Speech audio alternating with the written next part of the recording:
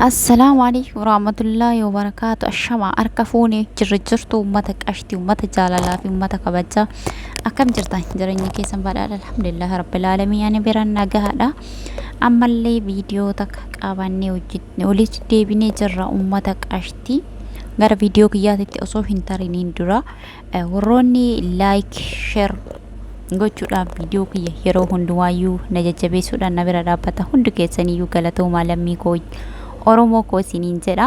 Hedduu isin galateeffadha. Namni nama galateeffanne rabbiin illee galateeffatamu jedhama mire. Egaa uummata qashtii, uummata jaalalaa fi uummata kabajaadha. Akkasuma viidiyoo kanas yeroo daawwattan like gochuu hin dagatinaadha isiniin jedha. Galatoomaa kabajamaa.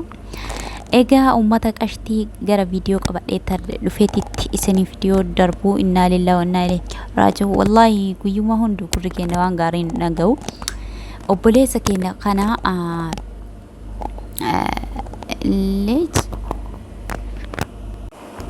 amma reef galgalas akka sa'aatii Itoophiyaatitti galgala sa'aatii naannoo sa'aatii lamaatitti nafxanyaadhaan warroota nafxanyaatiin butamee haala malee reebamee ukkaanfamee jira, dhabamee jira jedhaaranii ajjeefame illee kan jedhaa jiran jiru.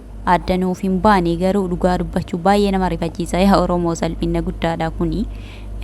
Biyya kee keessatti, lafa kee keessatti, magaalaa kee keessatti gaafa nafxanyaan dhuftee qe'ee keessatti silaa beekaa kee hayyuu kee akkanatti akka sareetitti adabsi yoo kan adabsamu yeroo yerootti yoo kan adabfamu ta'e kun salphina kuni saba guddaa cabinsa saba kanaa ta'a. Dhugaa dubbachuudhaaf hedduu nama gaddisiisaa, hedduu nama rifachiisaa. Oduun kun amma gadi bahee jira, ajjeefame jedhamaa jiralleedha. Garuu hin qulqulloofne Allahu aalami. Kanas ta'u sanis ta'u akkan itti namoonni itti dhiyaatan ammallee dubbataa jiran itti ukkaanfamee jira jedhanii tumaa haala hamaa tumaa hamatu irra geggeeffamee ukkaanfamee makiinaa keessa kaa'amee deemamee jiranii ollaan nama ollaatti dhokatee kan ilaalaa hordofaa turan jedhanii dhokatanii. Wallahi baay'ee nama gaddisiisaa. Saree Haacaaluu nyaattee ammallee nyaattee hin qufne guyyarraa isiin aggaamii hayyoota, aggaamii aartistoota, aggaamii namoota Oromoo ta'e mataa wal qabatan beektota jedhamu hundarrattuyyuu yeroo yeroodha akka sareetii ukkaamsitee nyaachuudhaaf doorsistii bakkuma hundattuyyuu. Wallahi baay'ee nama gaddisiisaa. Oromoo kun akka salphatti waan laallamuu miti. Akkuma Haacaaluutti dhabnee gubannee madoofnee godaanisa keessa kennaa hin baane nutti ta'ee nutti hafetti madaa madarraa nutti deebaa jirti. Osoo hin madaan kun hin fayyin madaa kaan irraan kaan deebataara. Haati Oromoo harmee Oromoo yoom immoo akkasii irraa qooru anaaf gaafiidha jechuudha. Wallahi haalli jiru nama jibbisiisaa. Dhugaa dubbachuuf rabbiin keerii nu haa dhageessisu. Tumamee yoo miidhamellee tumaan ilma dhiiraa homaa miti. Tumamees yoomaa homaan ta'u nafsa bichaa baasuu baatanii bakka malee akka malee godhuu baatanii tumamee tuyyuu osoo gadi dhiisanii osoo qaamumaa naafisanii gadi dhiisanii nafsa isaa bichaa baraaratanii hin jedha. Dhugaa dubbachuuf baay'ee nama gaddisiisaa. Baay'ee namatti dhagahama. Haala kanaan hayyuun qaroon Oromoon akka ijaatitti ilaalu gaafa xiyyeeffatan bakkeen uummanni kun irratti xiyyeeffatullee jechuudha.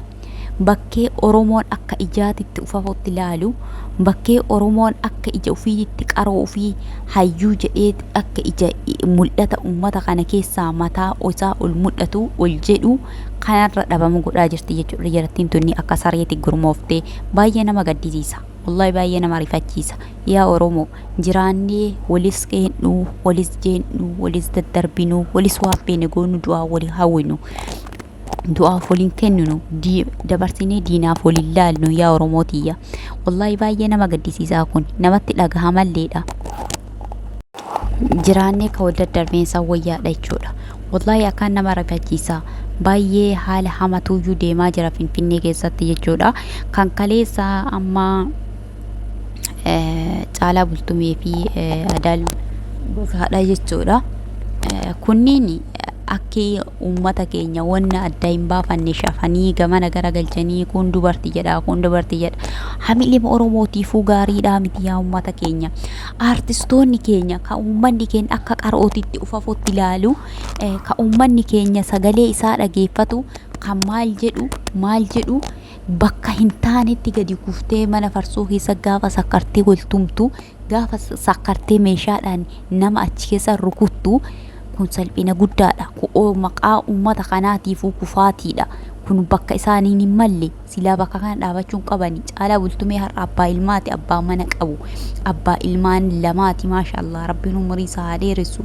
Garuu har'a immoo gadi deebi'ee gadi kufee gaafan iddoo atalaatitti yeroo hundumaayyuu sakkaree machaahee yeroo hundumaayyuu yeroo baay'eedha Caalaa Bultumee kun jechuudha. Yeroo baay'eedha kan inni miidhaa namarra geggeessu ufiillee miidhaa isarrallee qaqqabu jechuudha. Kun ammoo isaaniif saba kanaafillee kufaatii guddaadha yaa ummata keenya. Baay'ee nama gaddisiisa, baay'ee nama gaddisiisa, haamilee nama cabsa jechuudha. Kun ammoo tuyyuu gadi ta'anii bakka hin taanetti kufanii gaafa gadi ba'anii fannoo jedhan isaan diina sanitti illee haamilee horuu sodaa akkam akka ummata sanirraa qabanillee agarsiisu dhugaa rabbi baay'ee namatti dhagahama jechuudha. Kanaafuyyuu ummata keenya qashtii ummata jaalalaa please waliin daddarbina, diinaaf waliin kennina, rakkoo waliillee waliin saaxilila. Icciitii keessattuu bakkee ija Oromoon akka ijaatitti nama laalu dhossaa wasattaraa keessaa fixadha. Daddarbaallee keessaa fixadha.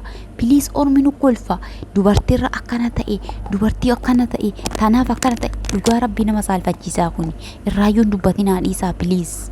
Keessaan mee jarri Caalaa Bultumeetti ol bahee dubbate malee dalan gosaadhaa hin dubbanne hamma ammaatitti miidhamaadhaa jedhamaa jira.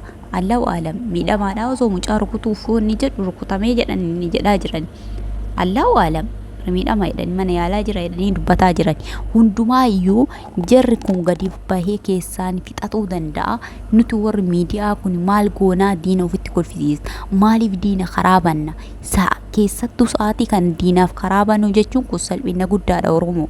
Sattaradhaa isiniin jenna. Wallahi mucaa kana please sheerii godhaadha. Meenuuf qulqulleessaa ajjeefame jedhaa jiranii kun ammoo ukkaanfamee tumamee makiinaadha fuudhamee deemaa jedhaa jiranii kun ajjeefame jedhaa jiranii dhugaa dubbachuudhaaf garaa naa nyaata. Maaliif jennaan yeroo hundaayyuu nafxanyaa mucaa kanatti dhaadatti. Mucaa kana hedduu dorsisaallee turte gizee tokkollee hedduu yaalii ajjechaadha yeroo baay'ee deddeebi'ee irra geggeeffamaa ture jechuudha. Garuu har'a ammoo yoo akka jedhan ukkaamsitee deemte nafsa isaa sa'aatii kana hin jira. Allahu aalam maaliif namni kun yeroo dheeraadhaaf karoora yeroo dheeraadhaaf karoorfatanii harka isaan karoorfatanii garuu milkaa'uufii dhabee jechuudha. Kana bichaa isa bichaa miti hayyoota Oromoo takka takkaan qaltee akka tiisisaa macaxxee fixuufeeti garuu ittiin mijanne malee argatte jimima godhaa jirti. Yaa Oromoo ijji nu badaa jirti. Please waltifadhaa wal eeggadhaa. Silaa biyyattii san keessatti hayyootaa fi aktivistoota hundumaayyuu silaa akka silaa saba kanaatitti jechuudha. Eegumsa isaan barbaachisaa, kabaja isaan barbaachisaa, eegumsa gaa isaaniif godhachuu barbaachisa jechuudha. Garuu Oromoon nuti aadaa kan nuti ta'e gaafa namni tokko waa ta'e gadi baanee iyyuu suuraa isaa hafarsuu as deebisuu achi deebisuu kanaadha jechuudha. Kana aadaa nuuf ta'e wallahi baay'ee nama gaddisiisa, baay'ee nama gaddisiisa. Mucaan kuni hedduu fakkii garaagaraa kaasuudhaanii waa hedduu hojjetuudhaanii kan inni waa hedduu beekamuudha. Keessattuu fakkii garaagaraa kaasuudhaan kan inni beekamu jechuudha. Wana siilii minaamin jedhamu kanneen kaasuudhaan kan inni beekamu jechuudha. Yeroo baay'ee ogummaa waan harka ofiitirraa tolchuu jechuudha. Ogummaa harkaa qaba. Dhugaa dubbachuudhaaf yeroo dheeraa ta'a mucaan kun akka seenaa isaa dubbatutti jechuudha. Saba san ta'ee Amaara fakkaatee kan inni jiraataa ture. Haa ta'u malee garuu har'a garuu hanga beekee erga Oromoo ta'uu beekee saba ofii beekee jedhee ani Oromoodha jedhee gara saba ofii as deebi'ee jala garbummaa cunqursaa isaanii jalaa bahee jennaan udduma inni as galeeyyuu sabni koo Oromoodhaan Oromoodha jedhee ol bahee dubbatee jennaan ajjechaan yeroo hundaa yaadii ajjechaadhaan irra taasifamaa ture jechuudha. Yeroo baay'ee mataadhaanii falaxanii maal godhanii wanni isaan hin goone hin jiru akkuma argaa turtan jechuudha.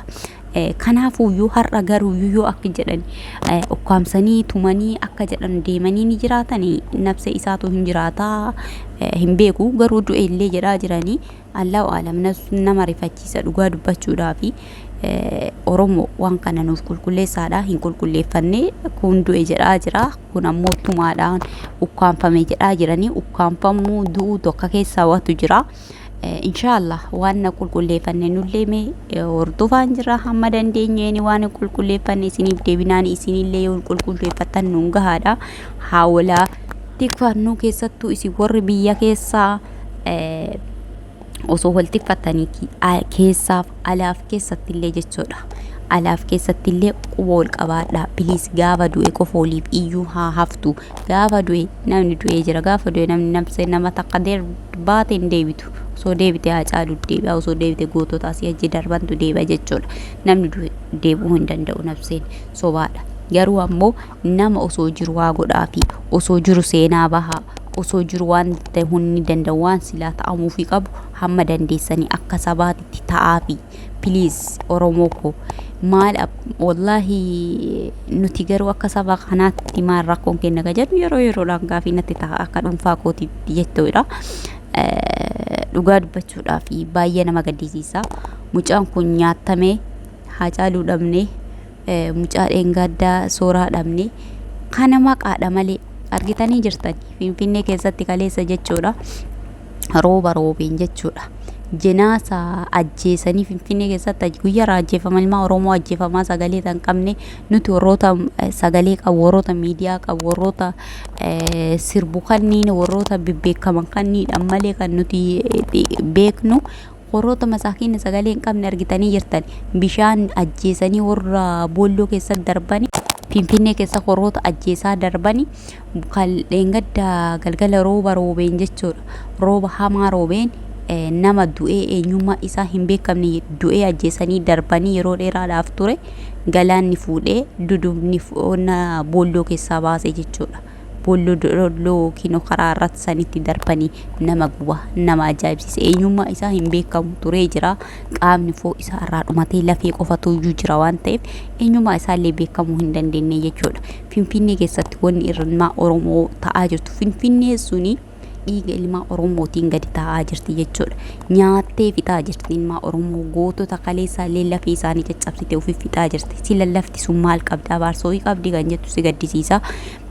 Akka sabaatittuu iyyuu nuti rakkoo qabnu maali kan jedhullee gaafii natti ta'a jechuudha yeroo baay'ee. Kanaafi Oromoo ko inshallah rabbiin keerii nu haa dhageessisu. Wallahi baay'ee nama rifachiisa. Inshallah du'aayii godhaa fi hundumti keessaniyyuu tumamus naafatus harkallee yoo irraa kutan nafsima osoo jiraatee bahee waan nafseen jiraachuu isaatii harkaaf harma muruun harkaa miti kaleessa isaan baratte. Kana yoo akka jedha harka isaa buutee jette kana amma kan duraa gubatanii hedduu dheebotanii hedduu kufaatii hedduun bu'aa bahii hedduun harka isaanii bahee hin jiraata. Allahu aalami nama gaddisiisa wallahi baay'ee nama gaddisiisa baay'ee nama dhibaa uummata Oromoo. Inshallah rabbiin keerii nu haa dhageessisu bakkuma jirtanii akka amantaa keessaniitiif du'aayii godhaa fi akka rabbiin keerii nu dhageessisu siniin jedha. Inshallah hin beekamu maaltu beeka rabbiin irra oolchee hanqisee harkaa nu baasuu danda'a waan ta'eef gurra keerii rabbiin nu haa dhageessisu waan keerii nu haa dhageessisu siniin jedha isin jaaladha. Isin kabaju uummata qashtii viidiyoo kana yeroo ilaaltan please like godha. Laayikiin gatii takkallee isin kaffachiisu waan ta'eef laayikii naaf gochuudhaan na bira dhaabbadhaadha. Galatoomaa naaf jiraadha isiniin jedha uummata qashtii. Inshallah rabbiin keerii nu haa dhageessisu hamtuu biraan dhageessisinii adda baafannee qulqulleeffannee maalirra akka jiran isin beeksisna. Hagasii gaarii naa tura. Assalaamu alaykum warahmatullahi wabarakatuh.